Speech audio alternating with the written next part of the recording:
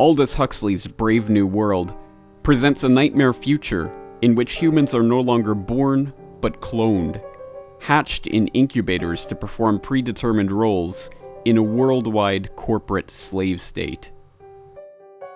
Everyone has a rigidly defined place in this social order, from the reasoning functional alphas down to the grunt-like epsilons who perform repetitive manual labor.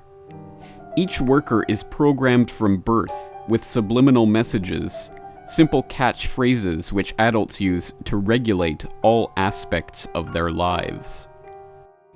Gamma and delta. Everyone belongs to everyone else. We have to respect deltas and gammas and betas. Everyone is useful. But I'm so glad I'm an alpha. I'd hate to be as dull as a delta. There is little possibility for unhappiness, since everyone has been genetically manipulated and conditioned from birth to enjoy their lot in life. And any unhappiness that arises can be quickly dispelled by a dose of soma, a powerful psychoactive drug that brings happiness to the docile workers. The book is often regarded as a mere flight of fancy, but in a speech at Berkeley in 1962, the year before his death, Huxley conceded that the ideas in the book came not from an overactive imagination, but from real developments in the sciences that were beginning to make likely for the first time a type of scientifically crafted dictatorship.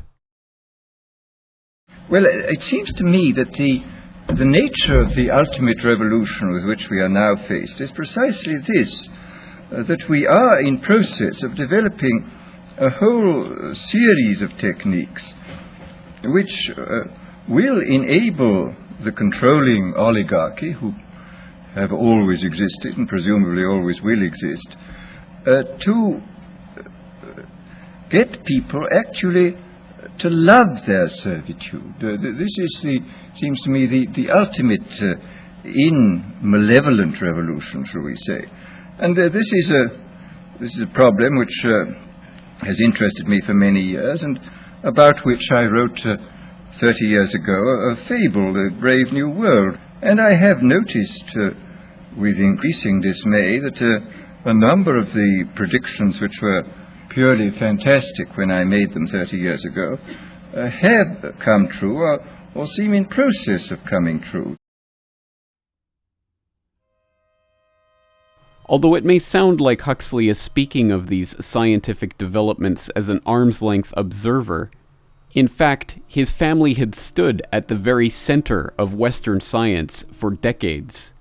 When Aldous's grandfather, T.H. Huxley, became known as Darwin's Bulldog for his strident defense of Darwin's theory of evolution. The relationship between the Darwins, the Huxleys, the Galtons, and the Wedgwoods is a long and intimate one, with these famed British families becoming obsessed with inbreeding to preserve their family lines and genetic traits. This obsession with genetics sprang from Francis Galton, one of Charles Darwin's cousins. Galton developed the theory of eugenics, the idea that the poor, the handicapped, and other unfit groups are the results of bad genes that must be eliminated from the gene pool. This theory became notorious as the Nazi justification for the Holocaust, but was carried on in elite scientific circles by men like Julian Huxley, president of the Eugenics Society, and Aldous Huxley's brother. Julian was a prominent scientist and activist, co-founding the World Wildlife Fund and becoming the first president of UNESCO, the United Nations Educational, Scientific, and Cultural Organization.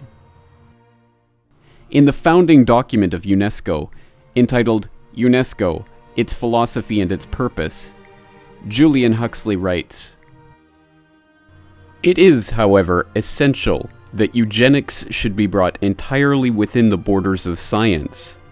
For, as already indicated, in the not very remote future, The problem of improving the average quality of human beings is likely to become urgent, and this can only be accomplished by applying the findings of a truly scientific eugenics.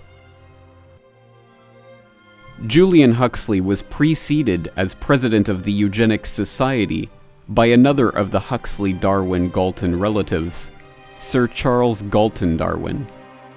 In his book, The Next Million Years, written 10 years before Aldous Huxley's speech at Berkeley, he wrote that we would have to put up with human nature for 1,000,000 years, or the time it takes for a new species to evolve, unless we could have an internal revolution. This would come about if means were discovered of deliberately altering human nature itself. As an example, he reflects, life in the crowded conditions of cities has many unattractive features, but in the long run, these may be overcome, not so much by altering them, but simply by changing the human race into liking them. He also advocates the institution of a world government to bring about these eugenics policies, saying, if then there is ever to be a world government, it will have to function as governments do now, in the sense that it will have to coerce a minority, and indeed it may often be a majority, into doing things they do not want to do. Steeped in this milieu, perhaps it is not surprising that Aldous Huxley wrote such a book, exploring the possibility of a eugenical world dictatorship. Was Huxley warning us of what was to come, or merely telling us? Was this something he feared, or something he desired? Whichever the case, his brother, for one, had very specific ideas about the proper function of works of art like Brave New World. Another function of art exists in the field of public relations. Every country has now woken up to the need, in our complex modern world, of public relations, which is but a new name for propaganda, that term which unhappily has grown tarnished through misuse. In a world which must be planned, governments must often assume initiative and leadership, and for this leadership to be effective, the general public must be informed of the problem and of what is in the government's mind.